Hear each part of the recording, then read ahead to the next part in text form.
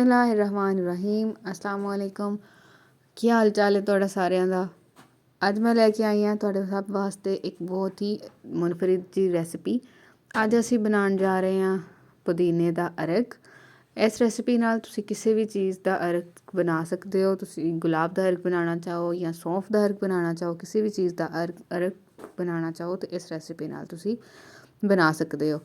ਪੁਦੀਨੇ ਅਰਕ ਦੇ ਬਹੁਤ ਜ਼ਿਆਦਾ ਫਾਇਦੇ ਨੇ। ਅਗਰ ਤੁਹਾਨੂੰ ਬਦਹਜ਼ਮੀ ਹੋ ਰਹੀ ਹੋਏ ਜਾਂ ਮੈਦੇ ਦਾ ਕੋਈ ਵੀ ਮਸਲਾ ਹੋਏ ਤਾਂ ਤੁਸੀਂ ਅਗਰ ਇਹ ਅਰਕ ਪੀਓ ਤਾਂ ਇਹਦੇ ਨਾਲ ਤੁਹਾਡੇ ਸਾਰੇ ਮਸਲੇ ਹੱਲ ਹੋ ਜਾਂਦੇ ਨੇ। ਇਹਦੇ ਨਾਲ ਹੀ ਤੁਹਾਡੀ ਸਕਿਨ 'ਤੇ ਇਹਦਾ ਬਹੁਤ ਅੱਛਾ ਇਫੈਕਟ ਆਉਂਦਾ ਹੈ। ਚਲੋ ਜ਼ਿਆਦਾ ਦੇਰ ਨਹੀਂ ਕਰਦੇ, ਰੈਸਿਪੀ ਨੂੰ ਸਟਾਰਟ ਕਰਨੇ ਆ। ਸੁੱਕਾ ਪੁਦੀਨਾ ਜਿਹੜਾ ਹੈ ਉਹ ਅਸਾਂ ਪੰਸਾਰ ਦੀ ਦੁਕਾਨ ਤੋਂ ਲੈ ਲਿਆ ਸੀ। ਇੱਕ ਪਾ ਤਕਰੀਬਨ ਅਸਾਂ ਪੁਦੀਨਾ ਲਿਆ ਸੀ। ਉਹਨੂੰ ਅਸਾਂ ਰਾਤੀ ਜ਼ਿਆਦਾ ਸਾਰਾ ਪਾਣੀ ਲੈ ਕੇ ਉਹਦੇ ਵਿੱਚ ਭੇ ਛੜਿਆ ਸੀ ਅਤੇ ਸੁਬਹ ਅਸਾਂ ਅਰਕ ਜਿਹੜਾ ਹੈ ਉਹ ਤਿਆਰ ਕੀਤਾ ਹੈ। ਇਹਨੂੰ ਅਸਾਂ ਪਤੀਲੇ 'ਚ ਪਾ ਲਿਆ। ਉਸੇ ਪਾਣੀ ਹੈ ਜਿਹਦੇ 'ਚ ਸਾਨੂੰ ਪਿਆ ਸੀ ਅਤੇ ਪਾਣੀ ਤਕਰੀਬਨ 4 ਤੋਂ 5 ਲੀਟਰ ਬਲਕਿ 6 ਲੀਟਰ ਹੋਵੇ ਤਾਂ ਜ਼ਿਆਦਾ ਬਿਹਤਰ ਹੈ।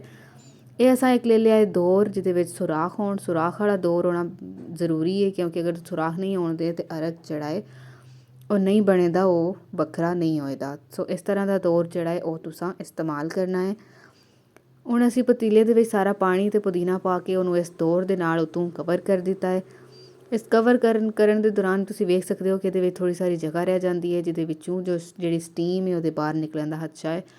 ਉਹਦੇ ਵਾਸਤੇ ਅਸੀਂ ਇਹ ਆਟੇ ਨੂੰ ਥੋੜ੍ਹਾ ਜਿਹਾ ਮਕਰੋਲ ਲੈਣਾ ਹੈ। ਗੁੰਨਣ ਦੀ ਜ਼ਰੂਰਤ ਨਹੀਂ ਹੈ, ਬਸ ਥੋੜ੍ਹਾ ਜਿਹਾ ਮਕਰੋਲ ਕੇ ਇਸ ਤਰ੍ਹਾਂ ਸਖਤ ਜਿਹਾ ਆਟਾ ਜਿਹੜਾ ਉਹ ਰੱਖਣਾ ਹੈ ਅਤੇ ਇਹਨੂੰ ਅਸੀਂ ਗੋਲ ਜਿਹਾ ਬਣਾ ਕੇ ਇਹਦੇ ਨਾਲ ਅਸੀਂ ਜਿਹੜੀ ਪਤੀਲੀ ਹੈ ਉਹਦਾ ਉੱਤੇ ਜਿਹੜਾ ਉਹਨੂੰ ਇਸ ਤਰ੍ਹਾਂ ਦੇ ਕਵਰ ਕਰ ਦਿਆਂਗੇ ਤਾਂ ਕਿ ਅਸੀਂ ਅਗਰ ਇਹਦੇ ਉੱਤੇ ਦੌਰ ਨੂੰ ਰੱਖੀਏ ਤਾਂ ਇਹਦੀ ਜਿਹੜੀ ਸਟੀਮ ਹੈ ਜਾਂ ਜਿਹੜੀ ਭਾਪ ਇਹਦੇ ਵਿੱਚ ਬਣਦੀ ਹੈ ਪਈ ਉਹ ਬਾਹਰ ਨਾ ਨਿਕਲੇ।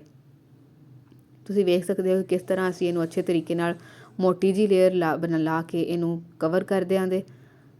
ਸਖਤ ਜਿਹਾ ਆਟਾ ਗੁੰਨਾਂਗੇ। ਅਗਰ ਪਤਲਾ ਆਟਾ ਹੋਏ ਤਾਂ ਉਹ ਜਿਹੜਾ ਹੈ ਉਹ ਬਿਲਕੁਲ ਅੱਛੇ ਤਰੀਕੇ ਨਾਲ ਕਵਰ ਨਹੀਂ ਕਰਦਾ। ਤਾਂ ਆਟੇ ਨੂੰ ਸਖਤ ਰੱਖਣਾ ਹੈ ਅਤੇ ਇੰਝ ਕਰਕੇ ਮੋਟੀ ਜਿਹੀ ਲੇਅਰ ਬਣਾ ਕੇ ਅਸੀਂ ਇਹਨੂੰ ਅੱਛੇ ਤਰੀਕੇ ਨਾਲ ਕਵਰ ਕਰ ਦਿੱਤਾ ਹੈ। ਅਤੇ ਉਹ ਜਿਹੜਾ ਦੌਰ ਸੀ ਸੁਰਾਖਾਂ ਵਾਲਾ ਉਹਨੂੰ ਅਸੀਂ ਹੁਣ ਇਹਦੇ ਉੱਤੇ ਰੱਖ ਦਿੱਤਾ ਹੈ। ਤੁਸੀਂ ਵੇਖ ਸਕਦੇ ਹੋ ਕਿ ਅੱਛੇ ਤਰੀਕੇ ਨਾਲ ਕਵਰ ਹੋ ਚੁੱਕਿਆ ਹੈ ਅਤੇ ਇਹਦੇ ਨਾਲ ਇਹਦੇ ਵਿੱਚ ਜਿਹੜੀ ਭਾਪ ਹੈ ਉਹ ਬਾਹਰ ਨਹੀਂ ਨਿਕਲੇਗੀ। ਹੁਣ ਇਹਦੇ ਵਿੱਚ ਤੁਸੀਂ ਕੋਈ ਵੀ ਬਰਤਨ ਰੱਖ ਦਿਓ ਜਿਹਦੇ ਵਿੱਚ ਤੁਸੀਂ ਆਪਣਾ ਅਰਕ ਜਿਹੜਾ ਹੈ ਉਹ ਇਕੱਠਾ ਕਰਨਾ ਹੈ। ਅਸਾਂ ਇਸ ਤਰ੍ਹਾਂ ਸਟੀਲ ਦਾ ਇੱਕ ਜਿਹੜਾ ਬਾਊਲ ਹੈ ਉਹ ਰੱਖ ਦਿੱਤਾ ਹੈ ਅਤੇ ਹੁਣ ਅਸਾਂ ਜਿਹੜਾ ਦੌਰ ਹੈ ਉਹਨੂੰ ਉੱਤੋਂ ਕਵਰ ਕਰ ਦੇਣਾ ਹੈ। ਕੱਪੜਾ ਜਿਹੜਾ ਹੈ ਉਹਨੂੰ ਗਿੱਲਾ ਕਰਕੇ ਬਿਲਕੁਲ ਗਿੱਲਾ ਕਰ ਲੈਣਾ। ਉਹਨੂੰ ਅੱਛੇ ਤਰੀਕੇ ਨਾਲ ਨਿਚੋੜ ਕੇ ਤੁਸੀਂ ਇਹਨੂੰ ਇਸ ਤਰ੍ਹਾਂ ਇਹਦੇ ਇਰਦ ਗਿਰਦ ਜਿਹੜਾ ਉਹ ਇਹਨੂੰ ਕੱਪੜੇ ਨੂੰ ਲਪੇਟ ਦੇਣਾ ਹੈ। ਇਹਦੇ ਉੱਤੇ ਹੁਣ ਅਸਾਂ ਰੱਖਣਾ ਹੈ ਇੱਕ ਹੋਰ ਵੱਡਾ ਬਰਤਨ ਜਿਹੜਾ ਇਸ ਦੌਰ ਨੂੰ ਅੱਛੇ ਤਰੀਕੇ ਨਾਲ ਜਿਹੜਾ ਉਹ ਕਵਰ ਕਰ ਦੇ ਅਤੇ ਉਸ ਦੌਰ ਦੇ ਵਿੱਚ ਉਸ ਬਰਤਨ ਦੇ ਵਿੱਚ ਅਸਾਂ ਠੰਡਾ ਪਾਣੀ ਪਾ ਦੇਣਾ ਹੈ। ਗਰਮ ਪਾਣੀ ਨਾ ਹੋਵੇ ਅਤੇ ਇਸ ਪਾਣੀ ਦਾ ਕੰਮ ਇਹ ਵੇ ਕਿ ਜਿਸ ਟਾਈਮ ਭਾਪ ਜਿਹੜਾ ਹੈ ਉਹ ਬਣੇ ਦੀ ਅਰਕ ਬਣੇ ਦਾ ਅਤੇ ਇਸ ਠੰਡੇ ਪਾਣੀ ਨਾਲ ਜਿਸ ਟਾਈਮ ਟਕਰਾਏ ਤਾਂ ਉਹ ਅਰਕ ਦੀ ਸ਼ਕਲ ਵਿੱਚ ਵਾਪਸ ਡਿੱਗੇਦਾ ਜਿਹੜਾ ਕਿ ਉਹ ਜਿਹੜਾ ਅਸਾਂ ਬਰਤਨ ਵਿੱਚ ਰੱਖਿਆ ਹੈ ਉਹਦੇ ਵਿੱਚ ਉਹ ਕੈਦ ਹੋ ਜਾਏਗਾ ਅਤੇ ਅਸੀਂ ਉਹਨੂੰ ਯੂਜ਼ ਕਰ ਲਾਂਗੇ। ਇਹਦੇ ਥੱਲੇ ਹੁਣ ਅਸਾਂ ਅੱਗ ਬਾਲ ਦਿੱਤੀ ਹੈ। ਫਲੇਮ ਜਿਹੜਾ ਉਹ ਤੁਸੀਂ ਬਿਲਕੁਲ ਮੀਡੀਅਮ ਜਿਹਾ ਰੱਖਣਾ ਹੈ। ਅਗਰ ਬਹੁਤ ਤੇਜ਼ ਅੱਗ ਹੋਏਗੀ ਤਾਂ ਵੀ ਪਾਣੀ ਬਹੁਤ ਜਲਦੀ ਸੁੱਕ ਜਾਏਗਾ ਅਤੇ ਜੇ ਬਹੁਤ ਮੱਠੀ ਹੋਏਗੀ ਤਾਂ ਸਟੀਮ ਹੀ ਨਹੀਂ ਬਣੇਗੀ ਜਿਹਦੀ ਵਜ੍ਹਾ ਤੋਂ ਤੁਹਾਡਾ ਅਰਕ ਜਿਹੜਾ ਉਹ ਨਹੀਂ ਬਣੇਗਾ। ਹੁਣ ਅਸਾਂ ਤਕਰੀਬਨ ਅੱਧੇ ਘੰਟੇ ਬਾਅਦ ਉਸ ਠੰਡੇ ਪਾਣੀ ਨੂੰ ਤੁਲਾਇਆ ਹੈ ਅਤੇ ਤੁਸੀਂ ਵੇਖ ਸਕਦੇ ਹੋ ਕਿ ਜਿਹੜਾ ਬਾਊਲ ਅਸਾਂ ਇਹਦੇ ਵਿੱਚ ਰੱਖਿਆ ਸੀ ਉਹਦੇ ਵਿੱਚ ਅਰਕ ਬਹੁਤ ਸਾਰਾ ਜਿਹੜਾ ਹੈ ਉਹ ਇਕੱਠਾ ਹੋ ਗਿਆ ਹੈ। ਹੁਣ ਇਸ ਅਰਕ ਨੂੰ ਤੁਸੀਂ ਇਹਦੇ ਵਿੱਚੋਂ ਜਿਹੜਾ ਉਹ ਬਾਹਰ ਕੱਢ ਲਓ ਅਤੇ ਕਿਸੇ ਵੀ ਬਰਤਨ ਵਿੱਚ ਇਹਨੂੰ ਕੱਢ ਕੇ ਤੁਸੀਂ ਜਿਹੜਾ ਉਹ ਪਾ ਲਓ। ਕੱਢਣ ਲੱਗਿਆਂ ਇਹ ਧਿਆਨ ਰੱਖਿਓ ਕਿ ਜਿਹੜਾ ਦੌਰ ਹੈ ਉਹ ਕਾਫੀ ਗਰਮ ਹੋਏਗਾ ਅਤੇ ਉਹਦੇ ਨਾਲ ਤੁਹਾਡਾ ਹੱਥ ਸੜ ਸਕਦਾ ਹੈ ਅਤੇ ਤੁਸੀਂ ਜਿਹੜਾ ਉਹ ਪੌਣੇ ਦੇ ਨਾਲ ਜਾਂ ਫਿਰ ਇਸ ਤਰ੍ਹਾਂ ਜਿਹੜੇ ਗਲਵਸ ਲੈ ਕੇ ਉਹਦੇ ਨਾਲ ਉਹਨੂੰ ਢੱਕ ਸਕਦੇ ਹੋ, ਉਠਾ ਸਕਦੇ ਹੋ ਤਾਂ ਕਿ ਤੁਹਾਡਾ ਹੱਥ ਜਿਹੜਾ ਹੈ ਉਹ ਜਲੇ ਨਹੀਂ। ਇਹ ਜਿਹੜਾ ਉੱਤੇ ਬਰਤਨ ਇਹਦੇ ਨੂੰ ਅਸਾਂ ਦੁਬਾਰਾ ਇਹਦੇ ਉੱਤੇ ਰੱਖ ਦਿੱਤਾ ਹੈ। ਹਰ 15 ਤੋਂ 20 ਮਿੰਟ ਬਾਅਦ ਤੁਸੀਂ ਇੰਝ ਹੀ ਇਹਨੂੰ ਜਿਹੜਾ ਉਹ ਪਾਣੀ ਨੂੰ ਲਾ ਕੇ ਅਤੇ ਉਹਦੇ ਵਿੱਚੋਂ ਅਰਕ ਜਿਹੜਾ ਉਹ ਕੱਢ ਲੈਣਾ ਹੈ। ਜਿਹੜਾ ਉੱਤੇ ਪਾਣੀ ਰੱਖਿਆ ਉਹਨੂੰ ਤੁਸੀਂ ਹਰ 2 ਵਾਰੀ ਤੋਂ ਬਾਅਦ ਦੁਬਾਰਾ ਠੰਡਾ ਪਾਣੀ ਪਾ ਦੇਣਾ ਹੈ ਅਤੇ ਇਹਦੇ ਨਾਲ ਇਹ ਵੇਖ ਸਕਦੇ ਹੋ ਕਿ ਕਿੰਨਾ ਜ਼ਿਆਦਾ ਅਰਕ ਜਿਹੜਾ ਉਹ ਅਸਾਂ ਕੱਢ ਲਿਆ ਹੈ। ਇੱਕ ਪਾ ਪੁਦੀਨਾ ਹੋਵੇ ਤਾਂ ਉਹਦੇ ਨਾਲ ਤੁਸੀਂ ਤਕਰੀਬਨ 4 ਤੋਂ 5 ਲੀਟਰ ਜਿਹੜਾ ਹੈ ਉਹ ਅਰਕ ਬਣਾ ਸਕਦੇ ਹੋ। ਤੁਹਾਡੀ ਸਿਹਤ ਵਾਸਤੇ, ਮੈਦੇ ਵਾਸਤੇ, ਕਿਸੇ ਵੀ ਕਿਸਮ ਦਾ ਕੋਈ ਬਦਹਜ਼ਮੀ ਹੋਵੇ ਜਾਂ ਮੈਦੇ ਦਾ ਕੋਈ ਵੀ ਮਸਲਾ ਹੋਵੇ ਉਹਦੇ ਵਾਸਤੇ ਅਰਕ ਬਹੁਤ ਬਹੁਤ ਅੱਛਾ ਹੁੰਦਾ ਹੈ। ਅਗਰ ਤੁਹਾਨੂੰ ਸਾਡੀ ਵੀਡੀਓ ਪਸੰਦ ਆਈ ਹੋਵੇ ਤਾਂ ਵੀਡੀਓ ਨੂੰ ਲਾਈਕ ਕਰ ਲਿਆ ਜੇ ਅਤੇ ਇਸ ਰੈਸਿਪੀ ਨੂੰ ਜ਼ਰੂਰ ਇਸਤੇਮਾਲ ਕਰਕੇ ਵੇਖਿਆ ਜੇ। ਅਗਰ ਤੁਸੀਂ ਗੁਲਾਬ ਦਾ ਅਰਕ ਵੀ ਲੈਣਾ ਹੋਵੇ, ਤੁਸੀਂ ਅਗਰ ਬਾਹਰੋਂ ਕਿਧਰੋਂ ਵੀ ਬਣਿਆ ਕਿਸੇ ਦੁਕਾਨ ਤੋਂ ਲੈਂਦੇ ਹੋ ਤੇ ਉਹਦੀ ਕੋਈ ਗਾਰੰਟੀ ਨਹੀਂ ਹੁੰਦੀ ਕਿ ਉਹ ਅਸਲ ਅਰਕ ਹੈ ਜਾਂ ਨਹੀਂ।